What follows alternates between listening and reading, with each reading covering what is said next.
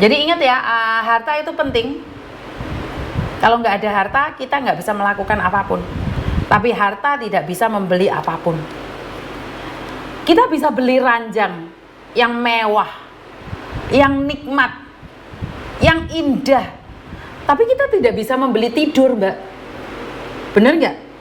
Berapa banyak orang yang tidur di ranjang yang mewah, mereka harus minum obat tidur. Sementara kita orang yang biasa-biasa saja, yang tidur di atas ranjang yang peot, itu tidurnya ngeleker, Mbak. Bahkan tidur beralaskan koran, kita bisa nikmat sekali tidurnya. Kita nggak bisa beli ranjang yang mewah, tapi kita bisa menikmatin tidur yang sangat lelap. Jadi uang bisa membeli ranjang yang mewah, uang bisa membeli ranjang yang istimewa, tapi uang tidak bisa membeli lelap tidurmu. Bener nggak? Bener nggak? Ini satu aja. Orang yang kaya raya itu hasil kerja keras, itu loh, selalu sederhana, selalu berbagi dan senyum baik. Orang itu yang kaya rasanya sungguhan. Gimana caranya nagih utang sama keluarga sendiri yang tidak pernah ingat utangnya, karena dia pikir kita itu punya banyak uang karena kerja di luar negeri. Sumpah, pengen ngamuk tapi keluarga sendiri. Waduh. Ini cerita ya tentang penagihan uang.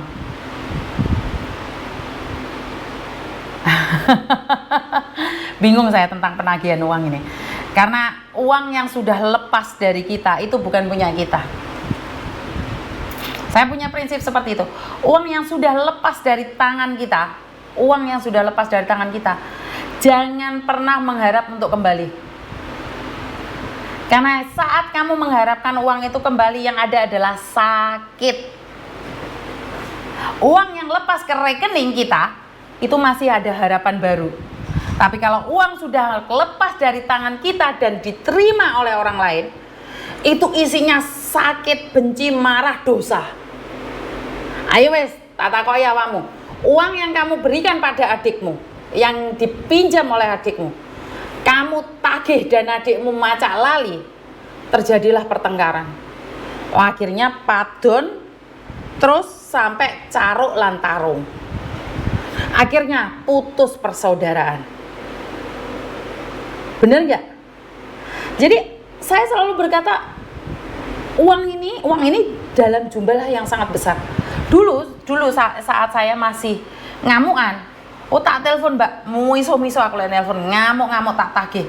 Lah wong iki ra duwe terus loh. Orang duwe terus. Nah, sekarang mungkin karena sudah tua ya. Dulu di umur 30-an lek nagih sampai melet-melet aku. Karena sekarang sudah umur 40-an, saya selalu katakan, nek sampean gak bayar utangmu, ya wis ora apa-apa. Tapi utang itu akan saya ingat.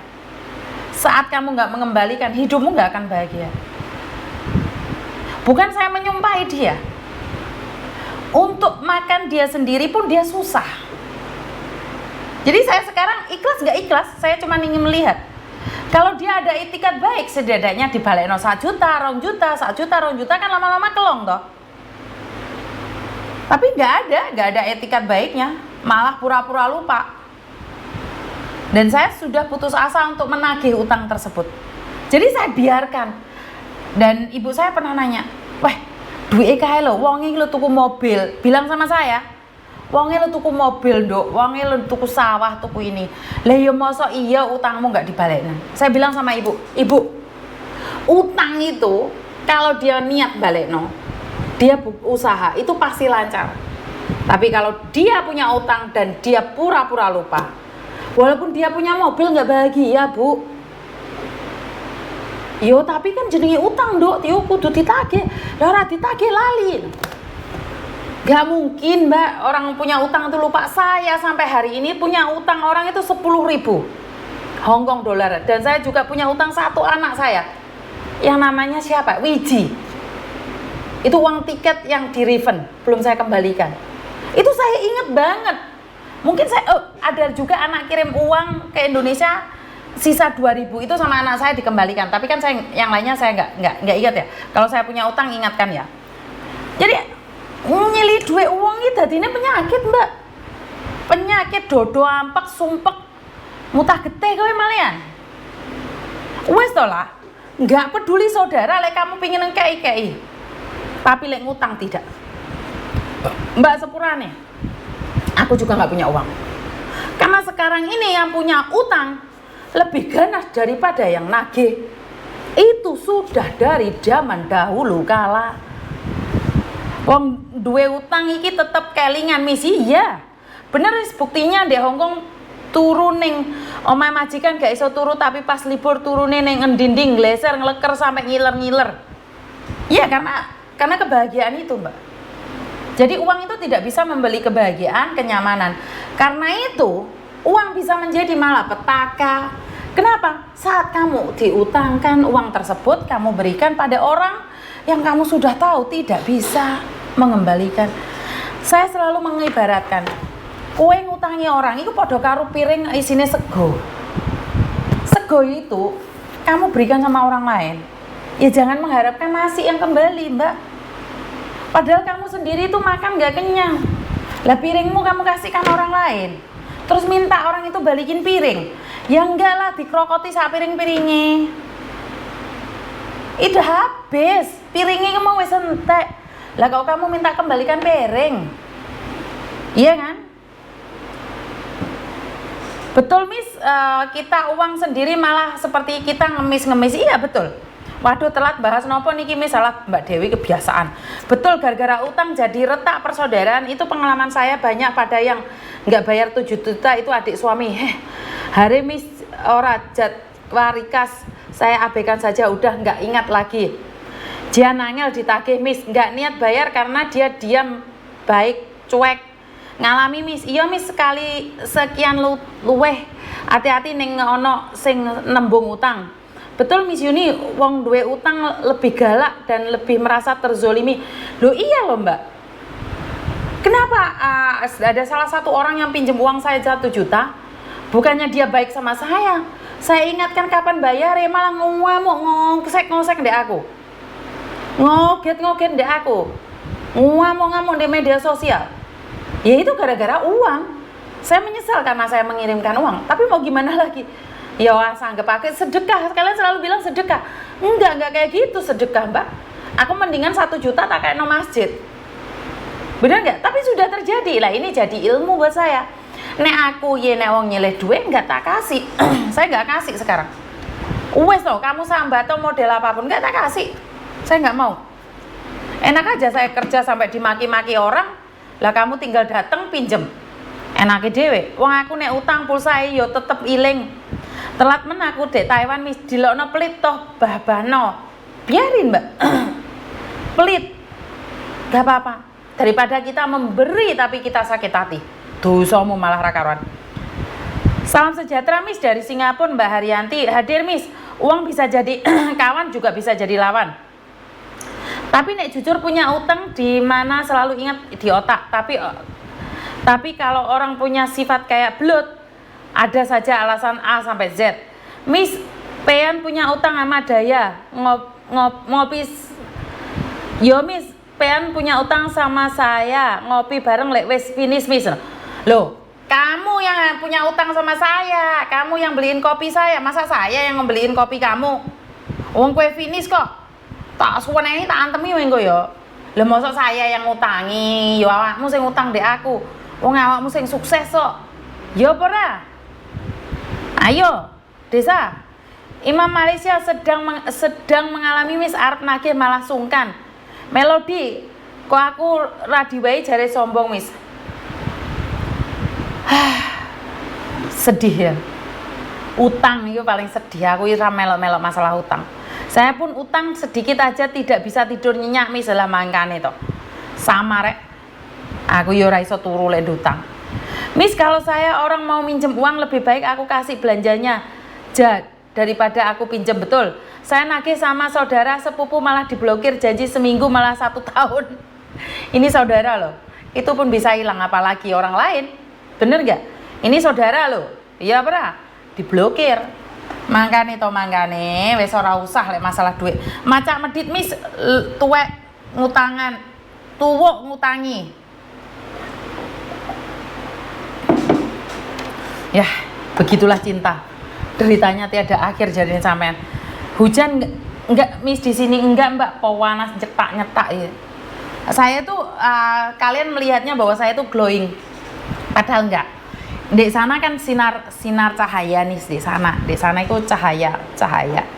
Terus di sini nih lampu, mainnya lampu. Jadi kayak di muka itu glowing, padahal nggak ada hubungan dengan glowing. Jadi glowingnya itu karena ada sinar. Saya nagih sama saudara sepupu malah dibrokir. Macak medit mis, ya wes hujan nggak mis? Nggak. Orang yang bisa ngutang itu tuman mis, Yuni jadi doyan utang. Bener. Ikhlas aja mis Yuni daripada ribut. Wah enak aja Mbak ikhlas. Kita carinya sampai bongkok-bongkok Mbak. Situ tinggal ngutang aja terus kita ikhlasin. Aduh, payah. Bener gak sih? Payah gak sih? Kalian ngerasa payah gak sih? Kita cari duit sampai dimaki-maki majikan. Giliran situ ngutang, ditagih, ngejak padu. Kan aneh. Sudah gak sejalur. Tangi turu langsung pegang HP, ada notif Miss Yuni, langsung buka YouTube. Ya wes, makasih Rere. Pak Tony kemana Miss? Pak Tony di bawah Mbak. Terkadang emang kita punya uang merasa sungkan untuk nagih lah gue. Aduh Taiwan dua dempol campur hujan. Waduh, baca komenku Miss Mbak Dewi. Kenapa Mbak? Temanku pinjam atas nama Ibu E sampai Ibu E dipanggil Tuhan. Aduh innalillahi wa inna ilaihi raji'un. Arep nagih ngasih sungkan di atas Miss no. Opo ki Mbak? Nggak glowing nggak apa-apa Miss, yang penting hati bersih. Amin. Ikhlas iki angel lakone. Haka enak aja ikhlas. Lah iya loh Mbak, aku kadang-kadang jegek loh ada orang yang punya utang itu buat status ikhlaskan. Kalau kamu memviralkan saya berarti utangnya lunas. Hei gue piye tuh? Orang malah isin malah ngomong deh dunia media jadi ini ikhlaskan saja. Deh, aku malah bertahun-tahun Miss utangku nggak disaur arep nagih ngejak padu, nggak bisa diikhlasin karena jumlahnya banyak 10 juta. Kalau juta 2 juta diikhlasin. Sampean 10 juta Mbak. Saya hampir 40 juta Mbak. 40 atau 50, weh jajal. Apa gak ada di dendamku sumat? Tapi aku yang wedi benci mbek dia, aku malah aku dendam di dia. Aku punya batu empedu, batu ginjal, batu delima, batu apa? Gak jelas jarno wes. Mau tidak mau saya ikhlaskan. Iya pernah. Blenger aku misalnya soal utang-utang, Mbak Yuku dewe utang kait anak ragil rung lahir sampai ragile umur 17. Utang 30 juta. Cuman diakui 6 juta ngono sampai sekarang plus gak dicil. Saya tertawa Miss lihat YouTube-nya Miss Yuni sama Pak Tony pakai sarung.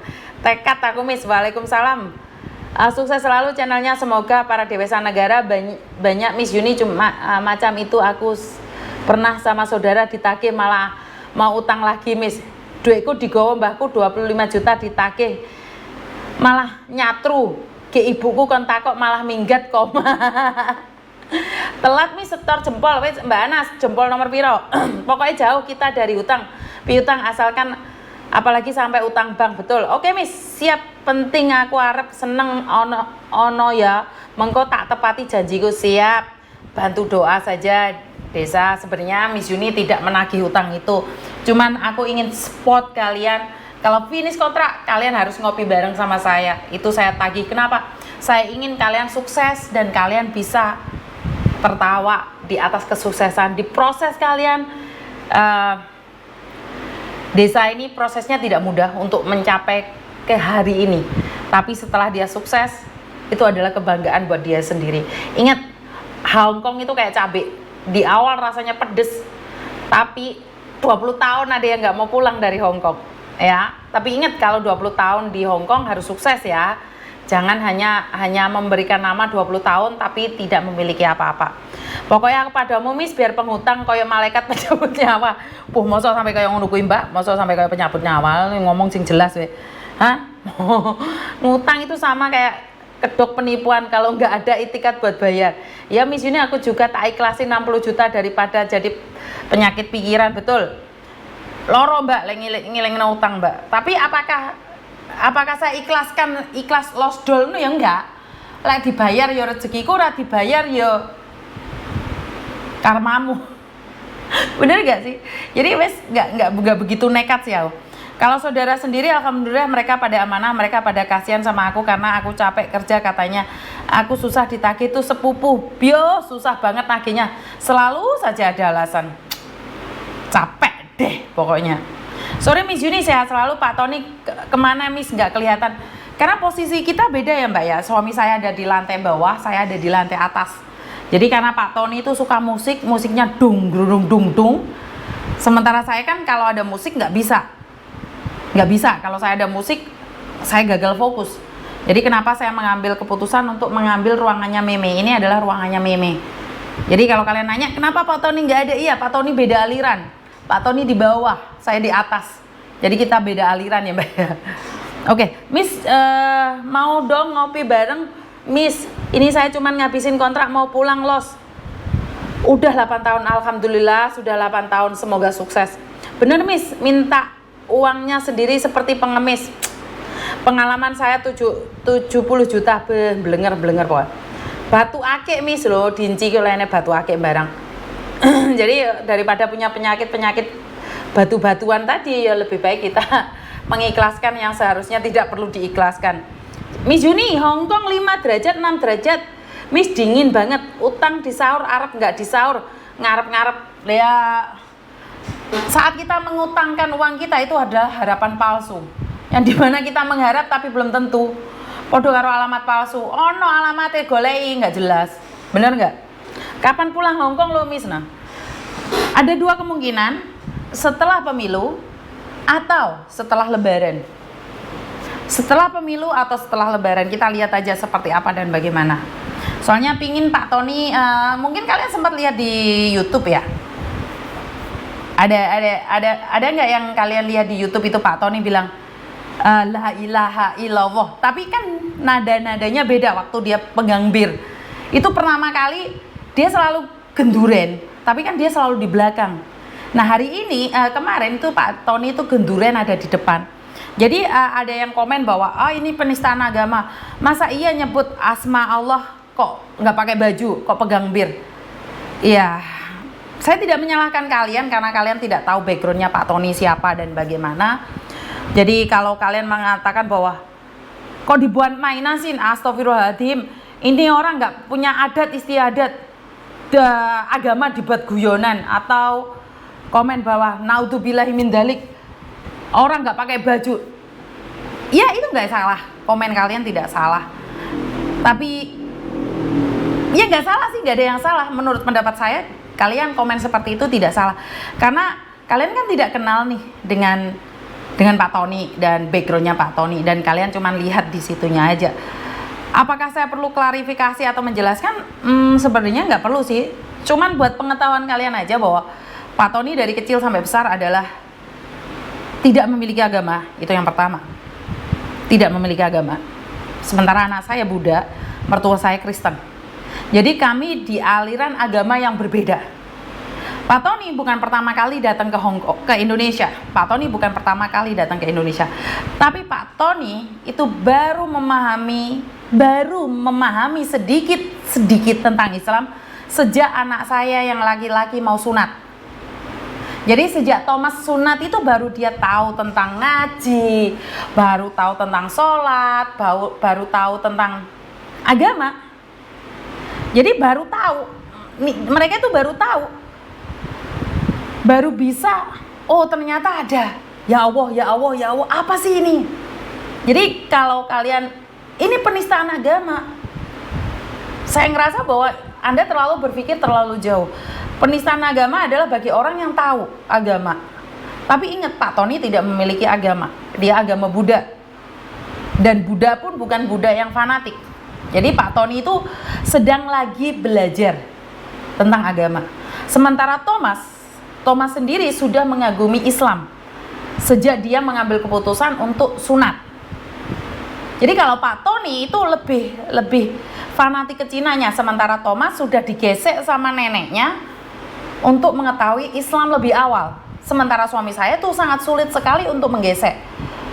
Jadi sekali lagi buat teman-teman, ya kayak Wahyu itu jadinya menjelaskan ya, Wahyu juga harus menjelaskan, saya minta maaf buat kalian. yang harus membalasin SMA atau membalasi komen-komen yang lainnya karena menjadi dilema. Karena Pak Tony tidak merasa bahwa kalau di Indonesia mungkin bir itu menjadi sesuatu yang sangat tabu ya. Padahal dalam penglihatan suami saya, bir yang ada di Indonesia itu nggak ada caunya, nggak ada alkoholnya.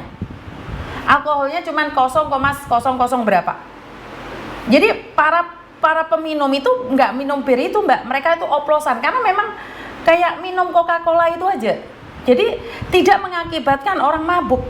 Yang mengakibatkan orang-orang mabuk itu adalah apa ya? Campuran itu loh yang sampai orang meninggal dunia overdosis. Jadi kalau memang minum bir aja itu tidak mabuk karena sama dengan kayak Coca-Cola. Cuman Coca-Cola kan zero. Dan bir bintang itu ada yang zero loh. Perlu kalian tahu bahwa bir bintang itu ada zero alkohol. Ya. Jadi sekali lagi saya nggak marah dengan apa yang kalian sampaikan karena ya memang kalian kan nggak tahu. Lah nggak lihat konten-konten Hajib Japar dan Boris Bokir dan Anodio. Iya kan nggak semua orang mbak, jadi orang fanatik kan masih wajar loh, nggak apa-apa sih. Jadi Pak Tony itu masih dalam masa belajar, bahkan ada orang yang ngomenin, kayaknya saya kenal dengan dia, sangat menghujat bagi saya pribadi, tapi saya merasa bahwa kan saya nggak perlu jelasin. Dia orang Cina asli, dia bukan keturunan, dia asli dan dia harus belajar banyak dari kehidupannya. Dan disinilah belajar yang lebih baik lagi dan lebih baik lagi. Jadi buat teman-teman yang kemarin komen tentang suami saya, karena saya berpikir bahwa suami saya akan login, tapi ternyata di komen-komen kalian itu buat saya jadi ngeri nih kalau suami saya login, terus dia melakukan kesalahan apa nggak dihajar habis-habisan sama kalian. Jadi dia akan berpikir bahwa saya belum masuk Islam kok udah dihajar seperti ini. Ya untungnya dia kan nggak paham dengan komen-komen kalian dan suami saya tuh nggak pernah tahu. Tapi yang paling sedih adalah saat komen itu ditranslate sama dia, karena suami saya kan kalau nggak paham kan ditranslate, bener nggak? Oplosan yang membahayakan, betul mbak Eva Teresa. Jadi oplosan itu yang sangat berbahaya. Jadi kalau bir sendiri, suami saya minum bir mbak setiap hari, tapi satu aja. Itu kalau banyak pun cuma 2. Jadi kayak minum Coca-Cola itu. Kalau bisa pun saya kurangi, itu saya sudah kurangin. Kalau mbak-mbaknya ada yang datang ke rumah saya itu saya satu rumah itu whisky semua. Nah kenapa saya bawa dia ke Indonesia? Karena saya ingin dia mengurangi. Judi sudah enggak, minum juga sudah enggak. Nah ini belajar bagaimana bisa mendamaikan hati Pak Tony biar tidak terlalu panas suasana yang ada di Hong Kong. Jadi buat teman-teman, bantu saya doa agar saya tetap amanah dan suami saya bisa lebih baik lagi, belajar lebih baik lagi. Dan jika kalian berkata bahwa itu adalah penistaan agama atau yang lebih parah lagi bahwa kalian merasa dilecehkan, saya minta maaf secara pribadi karena sekali lagi suami saya tidak bisa berbicara R, L, M, itu nggak jelas. Saat dia berbicara astagfirullah itu pun beda mbak, logatnya beda. Jadi menurut kalian lucu, tapi Pak Tony sudah mencoba yang terbaik.